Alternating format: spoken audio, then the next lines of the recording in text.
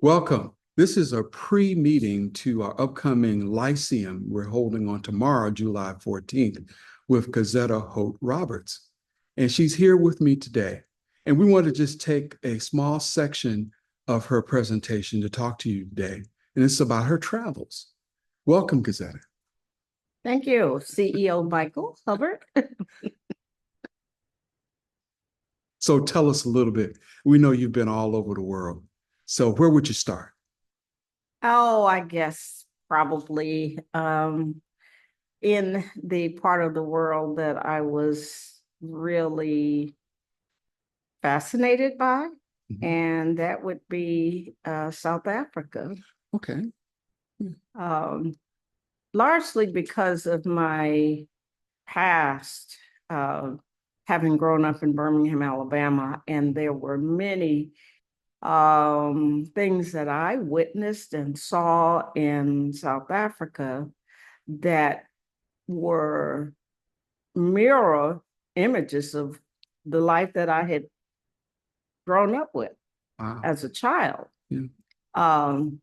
I had an opportunity to speak with some of the educators there, and I found that there were parallels between the life that I had lived in the South and South Africa. Well, you were so gracious. You brought some slides with us today. And so we're going to transition in so we can just see some of the photographs. You hold on a second. We're going to share our screen. And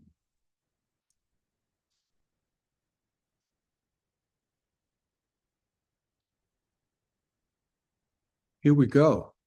Random travel photographs, Dr. Gazetta Holt-Roberts. So let's go to the very first one. Why don't you tell us a little bit about this photo? This photo was taken in Stockholm, Sweden, with my daughter, and we were actually headed to South Africa the next day with a short layover in Stockholm. I had also been to Oslo, Norway, a couple of days before that, just to see what I could see in Europe and, another part of the world. Oslo, Norway, that's Nobel Peace Prize? Well, yes, in Norway, but also in Sweden. I actually got to visit the Nobel Prize Museum. I saw quite a bit of people that I recognized. Barack Hussein Obama. I saw photographs of him, Gwendolyn Brooks, and many others. So it was quite satisfying to be able to visit the place where they had actually been awarded and recognized and honored for their contributions to peace, literature, and many other areas. Wow. Let's move on to the next one. That is in South Africa. And there we were, probably my daughter and I, coming from dinner. And what was very interesting, she had lived there. And when she took me, people were screaming her name from around the corner, Shannon. And I said, Shannon, do you realize we're on the other side of the world? And people are recognizing you? She said, yes, Mom, those are some of my friends. And so we, of course, if you're looking at the other slide, Mandela, she took me to High Tea, a facility where we were able to enjoy the ambiance of Mandela. That's why it was called Mandela Tea. Wow. And it was called High Tea because, you had to dress and you had all of these delicacies and 20 different types of tea. And it was clearly a moment of exhilaration for me. Wow. Because I had always thought, Africa. Now, looking at these slides, we were on a safari. And I think that is a pride of lions, I can tell, lying there. And I was told that they always fed them before the guests That's a good arrived. thing. That's right. And we had to wait an hour until all of the animals were fed. Right. Once they were fed, then we were able to get into our vehicle and in peace. Well, we're glad you made it back. Yes, yes, but I understood the rationale behind Yeah. feeding them first. I was pleased that they had already had their lunch before I got there. So this is our tour guide, and I'm smiling in the next photo here because it was such a wild ride. I mean, we were going over sand dunes, and at some point, the wheels did leave the sand. Yeah. And so I had no other reaction than to smile and laugh and said, I'm going to make it out of this. This is not how I wanted to leave here. Right. It was interesting. And there we are. Now we are in Haiti and Mexico.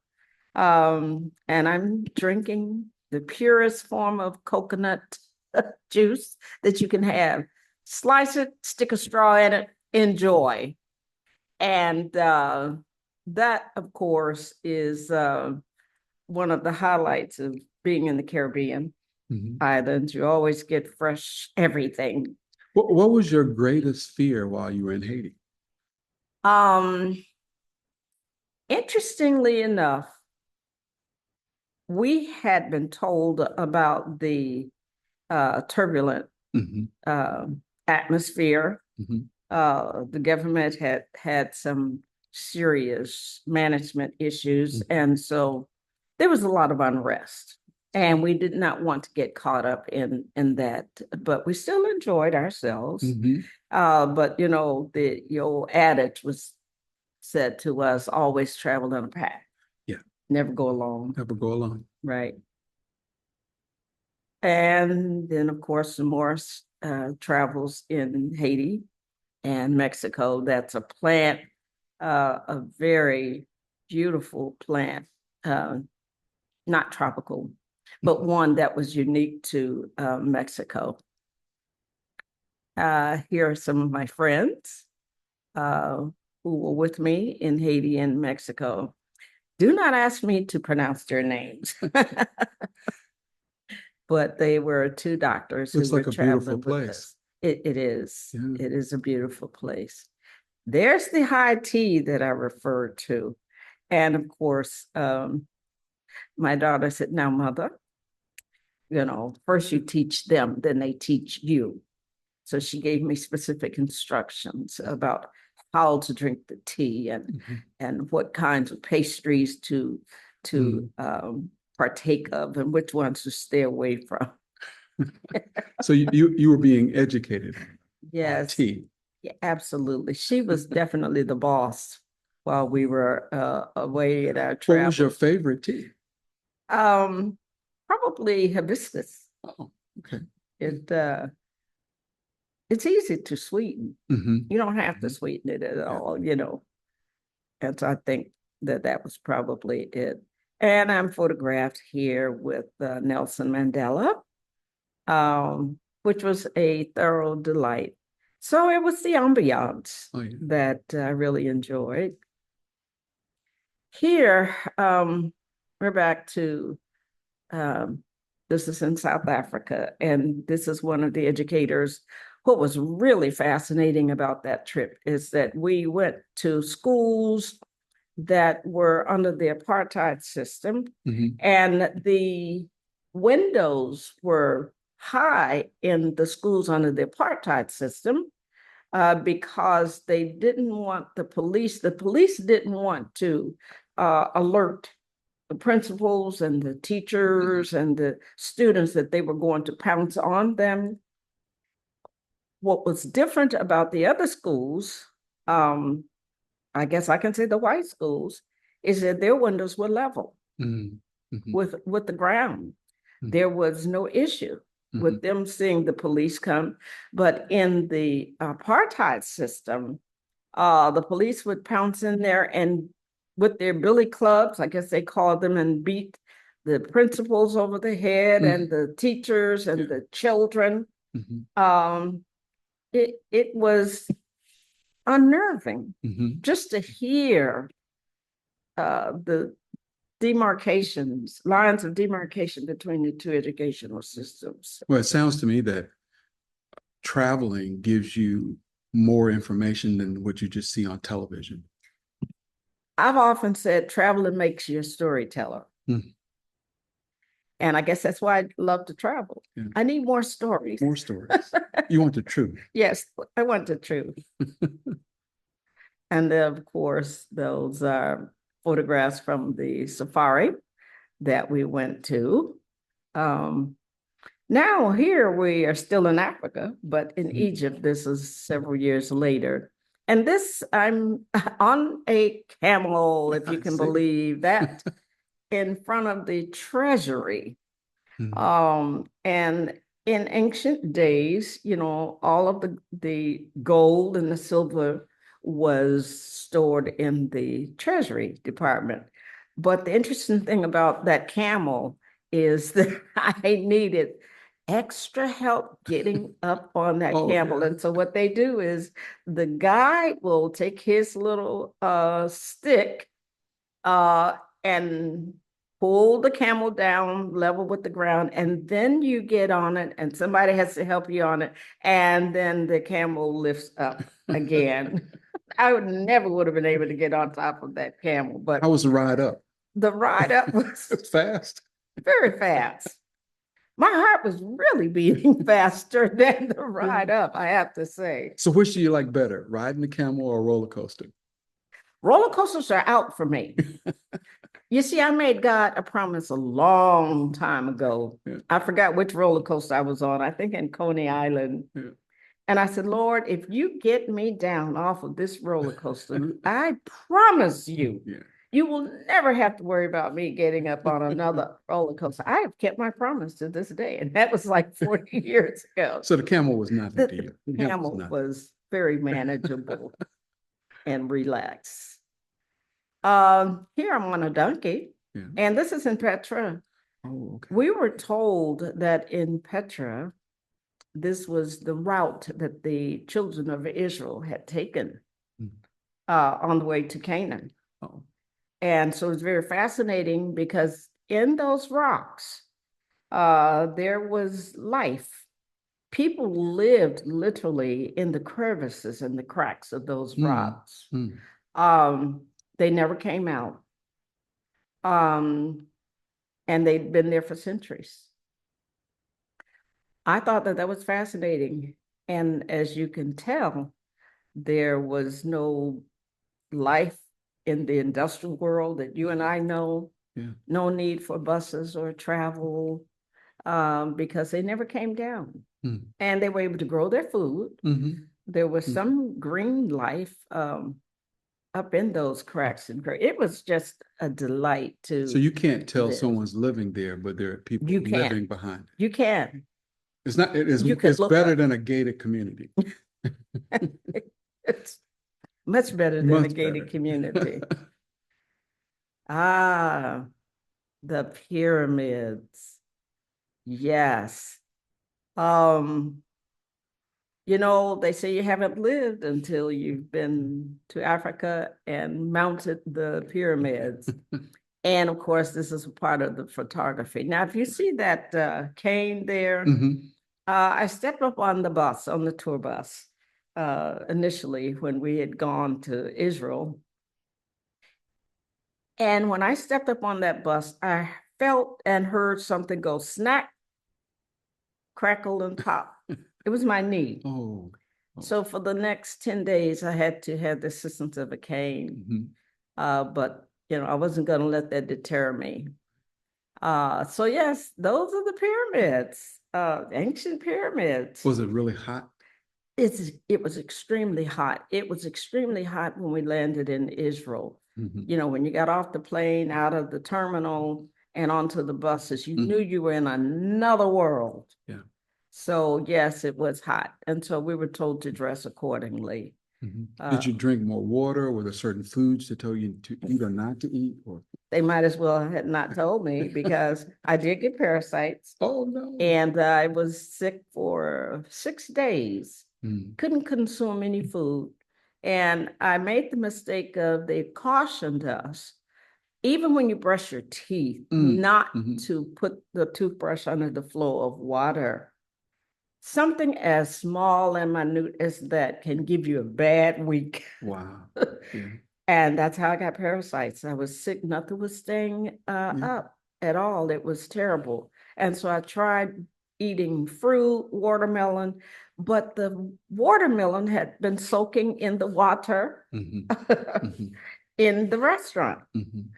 So a good time was not had by all. So you had food problems and an ankle problem, a knee problem. Yes, Wow. yes. You'll never forget this trip, right? Never, never. It's always something. Yeah. And of course, this is the Sphinx. Small, but we were told, the photographers over there, they tell you exactly how to this is position a tourist yourself. Tourist photo. Yes. Yeah. And to the right, that is the horse and buggy that got us up the mountain where the pyramids were. And the cart and horse in front of us turned over. Oh, no. We saw it. And Dr. Billingsley was on that particular cart and horse. And she resides in Washington, D.C., and was the pastor of one of the large churches there. And so she had to end up staying in. So it was quite treacherous. Yeah, sounds so. That's the Egyptian safari. If you say safari, I've got to go every time, regardless of the country. Yeah. So that's interesting. A waterfall in the desert. Yes. How did they manage that? I'm sure it was manufactured, but the bottom line is you couldn't drink it. Oh. So it might as well not have been there. So you always kept your water bottles with you, each and every step of the trip.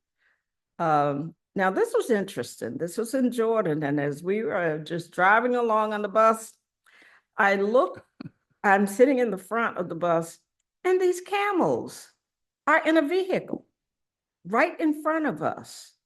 And they're just looking around and they're just observing. They were doing what we were doing. They were being tourists. Tourists, right. So I had to take that picture. I was indeed, and that's cool. Could see the inset there of the driver who brought it to our attention. And I thought that's an interesting way to transport camels. It is. It is. Here we are in the Gaza Strip in Palestine. I must tell you this. Obviously, the war is still going on. But when we went there 2 years ago, they were actually in the planning phase. While we were there in Israel and in Palestine. And it was only 3 months after we arrived back in the United States that war started. I was profoundly amazed that God's timing was of such that it did not happen while we were there. But the Gaza that you see, believe the pictures that they're showing now with all of the destruction. Believe your eyes. I was just fortunate, I thought, to be in Palestine before Palestine was destroyed. Because most of this doesn't exist anymore. No, just rubble and rubbish. Yes, indeed. So that was a special photograph that resonated. And you saw something that future generations will not be able to see. No, not be able to see. It's over. That was it. It's over. This is the Wailing Wall, where people come from all over the world and tender up prayers. This is the Jewish side. On the other side of the wall was the Muslim side. I thought that was really fascinating. But people come and they offer prayers. And of course, You can see they are lined completely around the wall, and this is every day. And it is hot. But they come to offer prayers to Jehovah, whomever. Now, is this the place where they slip pieces of paper in the rock? Yes, they You do. can? Yes, you can. Absolutely. Literally, these are requests for prayers to be answered. Wow. And this is more of Jordan. What is that expression? When in Rome, Yeah. dress like the Romans. I don't think I've ever heard one that said, when you're in Jordan, dress like Jordan. Jordan. Right. But I just thought that was really, it was hot now, but we did want to look like, But the material is light, right? Yeah, the fabric is rather light. And airy. Airy. It would have to be. Yeah. Because otherwise people would be passing out. Too much heat. Too much heat. It would just generate the sun, and the heat and the humidity would just come together and generate the kind of heat you didn't want to endure. And then again, we are in Petra, where we were told the tour, it wasn't a tour that the Israelites took. It was more of a journey. For obviously 40 years wandering in the wilderness, and this is a part of the route that they took. And of course, who goes to Israel and goes to the Jordan River without wanting to go through that experience of being baptized? And there were about 14 pastors in the Jordan River, and you could choose. When you came around in the line, you could choose which one of those pastors you wanted to baptize me. Now, come on. If Pastor Devil Snell is in the water, you want him to baptize you. So I waited my turn until he could baptize me. And somewhere there's another photo of my actually being submerged. But here is, they give you this garb to put on. And of course, you take it with you. Oh, you get to bring it home. But you get to bring it home. It's a permanent fixture in my wardrobe. The memories that it invokes is just phenomenal. But it was quite an experience. Well, it looks like your travel has been targeted. It's all been lessons learned, and some biblical, some the information that you've received from traveling is information that you probably always wanted to know. One thing for sure, Michael, and that is, once you go to that part of the world where Jesus lived, and the disciples and the apostles and all of the Bible characters, Mary and Joseph, we got to see Joseph's carpentry was actually stone. But your life, you never read the Bible anymore quite the same. It gives you the perspective that you never would have had. You can live 100 years reading the scriptures every day, but unless you are there treading the same area, we went up to Golgotha, where Christ was crucified. You're transformed just walking the same path that Christ took, and other many miracles happen. I'd love to go again, but unfortunately, the war has now taken precedent over any tourists going there. It's downright dangerous. It's dangerous, right? Yeah. It is downright dangerous. So what are your plans for your next venture, journey, excursion? If I hadn't booked this interview and this session with the Lyceum, I would be in Accra, West Africa. Wow. But, we had to cancel that flight. I could have come back to you at any time, but because of the war, flights were just exorbitantly high. They were through the roof. Oh, yeah. And just getting out of Nashville was ridiculous. Mhm. And Delta had gone up $2,000. We were going to be on Southwest, get into JFK, and it would have been $10,000 out the gate. Oh, wow. Yeah. So I said, I'm going to come and do the Lyceum. Well, we're glad you decided to come into the Lyceum. I saved a lot of money. And that's a good segue because tomorrow, July 14th at noon at the Charles and Etta Dudley Foundation, located at 707 Youngs Lane, right across the street from Riverside Chapel, Dr. Gazetta Holt-Roberts will be presenting on her life. And this was just a snippet of some of the things that she's been doing over the period of time, and she can share with us. But come to our Lyceum tomorrow, and you'll get a blessing, and you also learn more, because that's what Lyceums are all about. It's about the community have an opportunity to hear from other people, to learn and to share. So we look forward to seeing you, and thank you, Gazetta, for spending time with us This is today. just a snippet. Just a snippet. Tomorrow, Come back for the fun. tomorrow you will hear a lot more about what I've learned in life. Mhm. This is why I've entitled it, and you see it on the flyer, living life forward, but learning life backwards. Wow. It's profound. A lot to tell. Yeah. Thank you. Thank you. You're welcome. So Thank stay you. tuned, and we look forward to seeing you tomorrow. Thank you. Tomorrow. Be delighted.